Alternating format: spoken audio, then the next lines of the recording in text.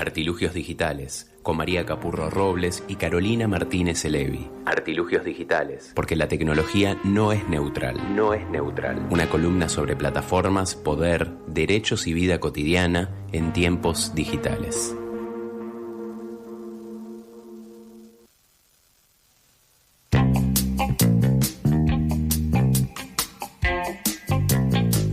Artilugios Digitales, todo dicho en ese spot precioso, ¿no?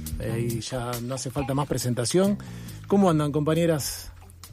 Muy bien acá, aterrizando después de un receso de vacaciones. Sí, se extrañó la vez pasada, pero Capu llevó adelante la columna con mucha valentía y su simpatía habitual. ¿Qué haces, Capu? ¿Qué haces, Ernest? ¿Cómo estás? Bien, todo bien. Acá felices con la entrevista con el compañero músico multiinstrumentista Lito Vitale y con este programón que además ahora está lleno de churros y tortas fritas y la alegría de la merienda, ¿no? Con este auspicio que hemos conseguido hasta fin de año de la fábrica de churros de Olleros.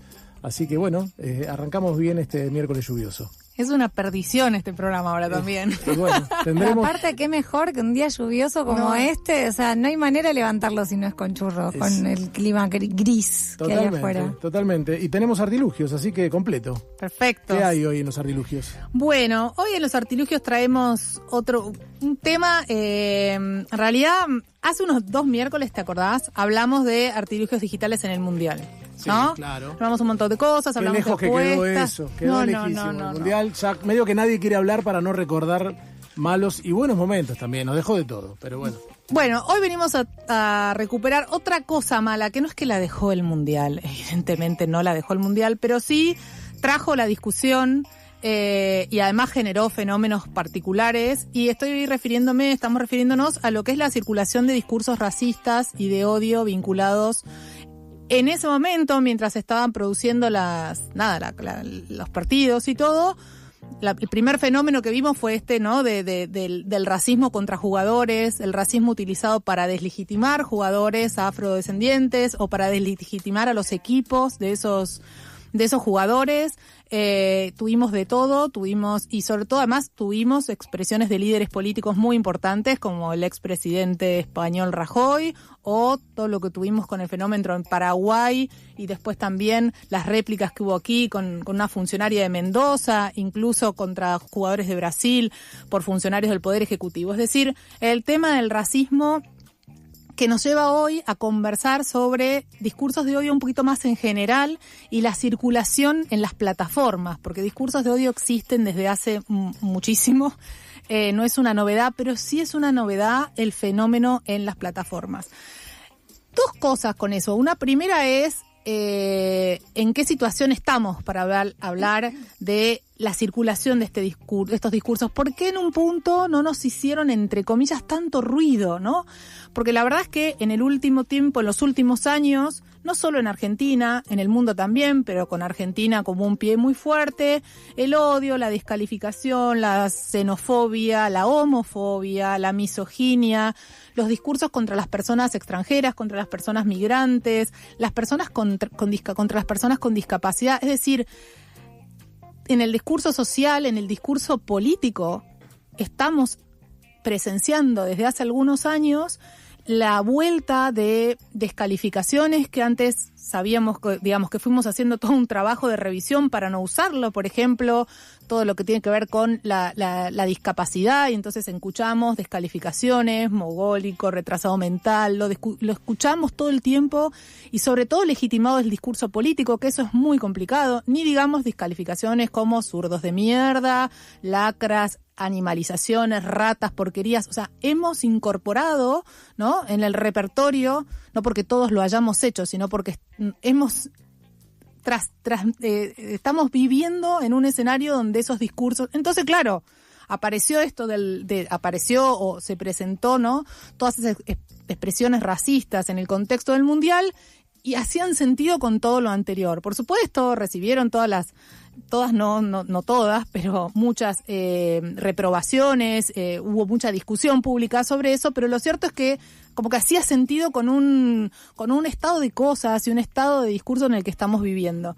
Ahora, y se usó mucho esto, bueno, todo es de odio, ¿qué significa el odio? ¿Qué significa el discurso de odio? Bueno, y nosotros queremos echar un poquito de luz sobre eso y sobre cómo circula en las redes sociales y cómo el fenómeno de la circulación en las plataformas lo potencia, lo hace llegar a una velocidad y con un volumen de circulación lo premia, etcétera. Todas cosas que nos va a contar un poquito más Caro. Pero antes de eso, comentemos un poquito para poder separar la paja del trigo, como se suele decir, y es qué es el discurso de odio, ¿no? Y no voy a hablar del discurso de odio en términos jurídicos, digamos, el discurso de odio, porque tiene toda una definición muy específica, sino como discurso social. ¿Qué son los discursos sociales de odio?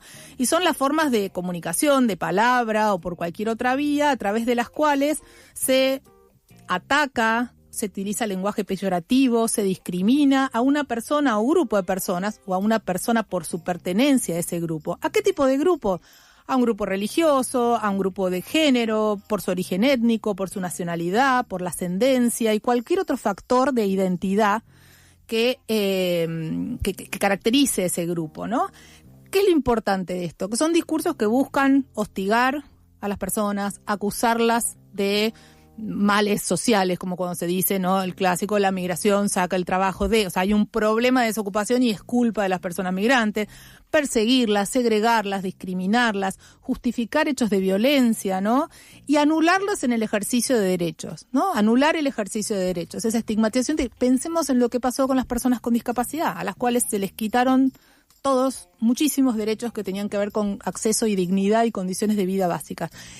Todo el tiempo operó ahí una cuestión de estigmatización, directamente descalificación y todas esas operaciones de discurso y también desinformación con mentiras deliberadas, ¿no? Opera eso junto y después la política pública. O sea, el combo haciéndose política y eso es una cosa grave que estamos viendo en nuestro tiempo de vuelta, no solo en nuestro país, pero nuestro país está siendo escenario principal, medular de este tipo de operaciones. ¿Qué características tienen la circulación de estos discursos específicamente en redes, Caro?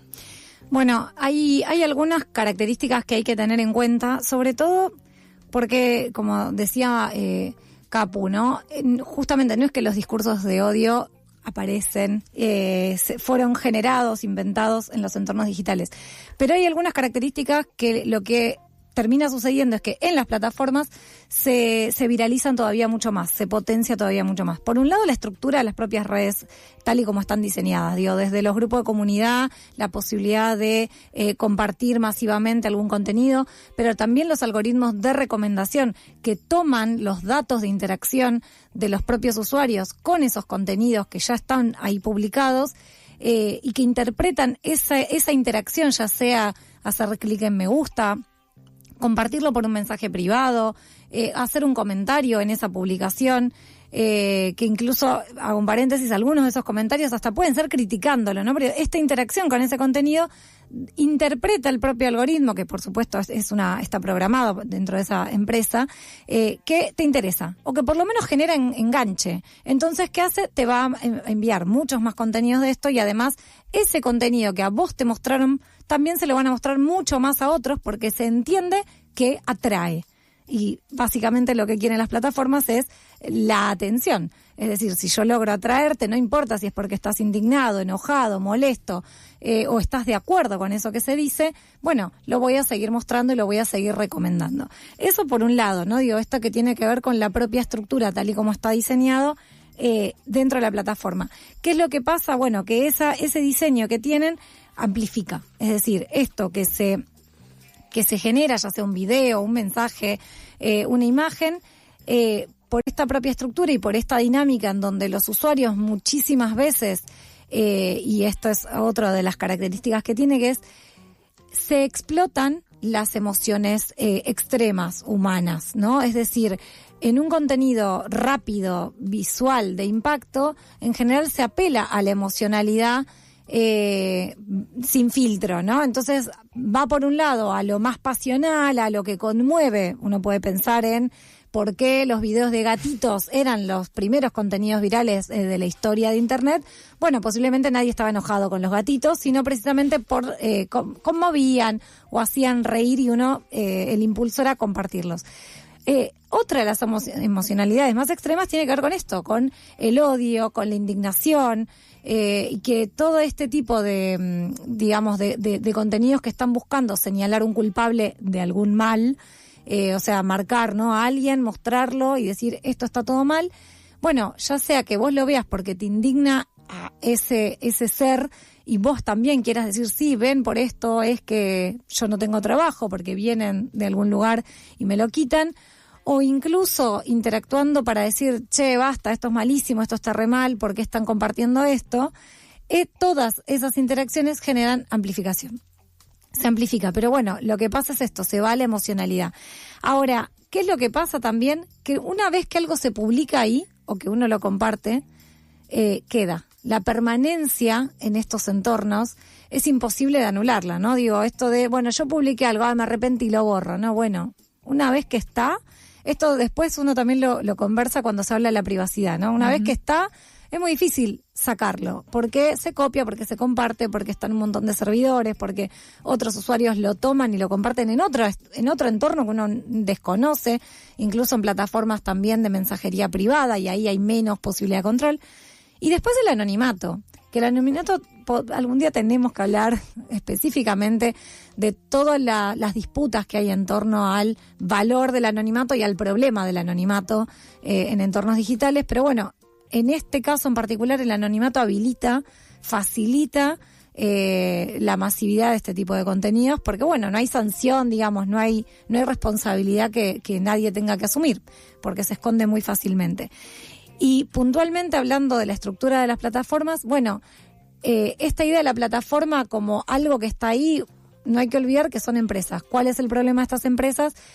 Que la globalidad que han adquirido este rol transnacional, y que casi para cualquier estado es imposible hacerles rendir cuentas, hacerlos responsables de lo que sus propios diseños y sus arquitecturas generan, ha facilitado que todo esto avance con muchísima impunidad también para ellas, incluso que con la imposibilidad o por lo menos una enorme dificultad para investigar efectivamente, bueno, cuáles son estos mecanismos que están facilitando esto, y si uno quisiera hasta rastrear de dónde vienen, ¿no? Hoy escuchaba en otro programa que conversaban sobre esta campaña anti-Argentina y supuestas investigaciones de que todo esto estuvo orquestado, que es una de las características que tienen muchas de estas campañas, desde Brasil.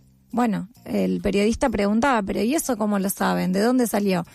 Y ahí ya el entrevistado no tenía mucha manera de argumentarlo, porque efectivamente no hay un acceso fehaciente a información que pueda decir, sí, este es el rastreo. Este es un escenario bastante complejo que tenemos y que ha habilitado toda esta situación actual. Sí, creo que yo retomé la palabra, Ernest, pero te vi anotar y no sé si tenés alguna pregunta para interrumpirnos, si no, sigo. Siempre anoto porque me surgen 100 preguntas y a veces, bueno, no tenemos mucho tiempo, pero dos cosas sobre lo que decían recién. Como rastrear, me hiciste acordar a lo de Caricias Significativas, esa campaña que se hizo supuestamente para apoyar al gobierno de Macri, creo que era, sí. Y que los servidores eran de distintas partes del mundo, no era posible saber. Pero los casos particulares no explican los fenómenos, pero a veces ayudan a ilustrar, ¿no?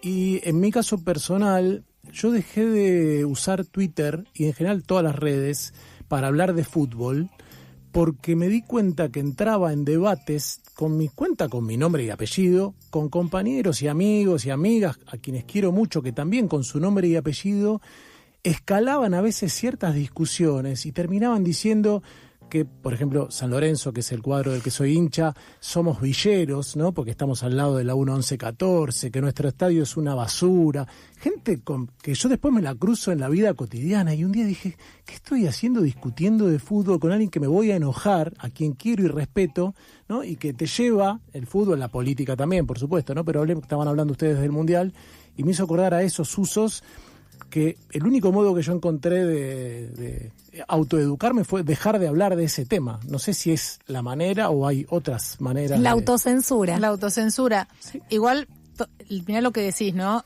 Ya aparecía la descalificación en una conversación, como la no presencia física, o sea, a través de una plataforma, ya hace que alguien que vos no imaginabas quizás descalifique. Imagínate si es una persona anónima o no anónima que hace de la descalificación su discurso prioritario o que le interesa señalar a partir de la homofobia o de la misoginia la exclusión o la estigmatización o la discriminación de una persona o de un grupo. O sea, y que además ni siquiera te conoce como para por lo menos haber tenido la oportunidad de desarrollar, si es que tuvieran esta capacidad, un mínimo de empatía, ¿no? Por el otro. Digo, esto directamente queda fuera.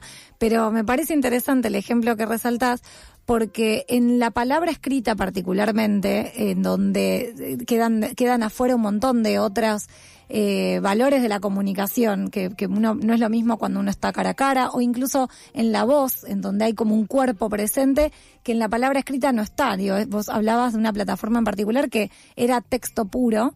Ahí la distancia que uno tiene con el otro, incluso teniendo el nombre y apellido, o hasta la imagen de perfil, y hasta conociéndolo, permite que ese tipo de descalificación y hasta agresiones que pasan a veces de la chicana a la violencia muy rápidamente, como un manejo de una liviandad muy grande, como que estuviera permitido y no pasara nada con eso, solo son palabras. Sí, creo que es interesante porque vos dijiste antes, me autocensuro, ¿qué hago con eso? Y ahí sí un apunte que queríamos hacer es, bueno, muchas veces estos discursos se amparan en la libertad de expresión, ¿no? En el ejercicio de la libertad de expresión. Y lo cierto es que, bien entendida, y incluso si uno se ajusta al concepto, la libertad de expresión, por supuesto, permite la crítica, el disenso, la discusión, el debate, los argumentos encontrados, las diferencias de opiniones, incluso acaloradas, duras. Ahora, la violencia, la instigación a la violencia, la descalificación, la agresión, eso no está amparado por una mirada, del ejercicio de la libertad de expresión como está efectivamente consagrado, digamos, ¿no? Entonces, y claramente si hay incitación al odio, a la violencia, estamos en otra dimensión de cosas, ¿no? Eso ya tiene otras pautas, pero lo importante es que ese aval de la crítica no justifica el ataque de las personas, y mucho menos el ataque de las personas o a las personas por ser parte de un colectivo en general vulnerabilizado, porque si uno piensa en la cantidad de descalificaciones, violencias discursivas o demás, tienen que ver, ¿no? con la pertenencia a grupos que ya se encuentran en una situación de vulnerabilidad o invisibilizados en la discusión pública. Entonces no es que la libertad de expresión avala esos ataques, eso no es así, y en todo caso además existe, incluso en el ejercicio de la libertad de expresión, responsabilidades posteriores, ¿no? Se tiene que hacer cargo de lo que dice. Como decía Caro, en los entornos digitales trazar todas esas líneas es mucho más difícil, pero es importante que como estos discursos pueden circular en otros ámbitos también, no solo en los digitales, tenerlos presentes, ¿no? Porque ese argumento se suele utilizar algunas veces. Y como siempre, nosotras dejamos al final unos consejitos prácticos para que podamos llevar esto también a nuestra vida digital cotidiana. Bueno, mi madre resumiría esto en una frase que es pensar antes de hablar, ¿no? Digamos. Pero básicamente es, antes de publicar un contenido propio, ya sea en estas conversaciones que mencionabas, Ernest, o compartir un contenido ajeno, de otra cuenta, algunas pequeñas como pistas para tener en cuenta, para por lo menos reducir esa amplificación que suele generarse, que suele propiciarse, que tiene que ver con pensar si esto que voy a compartir está aportando algo concretamente a una conversación, a una discusión sobre un tema, o si solamente estoy haciendo una especie de catarsis y descargando una bronca. Si esto que estoy compartiendo es información o es la opinión de alguien, incluso si fuera solo mi opinión, ¿no? Pero digo, si es información o es una opinión, si por algún motivo estoy repitiendo un estereotipo o discriminando, y si tengo la información suficiente para emitir una opinión que quiera compartir. Y por último, y esto que mencionábamos creo que está en relación con lo que decíamos recién de las redes, de lo escrito y todo, si esto que estoy por expresar lo haría cara a cara frente a la otra persona, si sería algo que yo podría efectivamente decirle a esta persona conocida o incluso a alguien que no conozco con estas mismas palabras, ¿no? Digo, si uno pudiera tomarse, casi que es como un lujo lograr hacer toda esta serie de reflexiones en un momento caliente, en una discusión, pero bueno, es un ejercicio que creo que sobre todo en temas sensibles, en temas como digo los que venimos hablando, que tienen que ver aparte digo con cuestiones públicas, con cuestiones digo de soberanía, de nuestra identidad nacional y empieza a tornarse tan personal, tan agresivo, tan violento y con tanta descalificación hacia el otro, bueno, tomar un poco más de distancia a la conversación y pensar, creo que pensar es un buen consejo.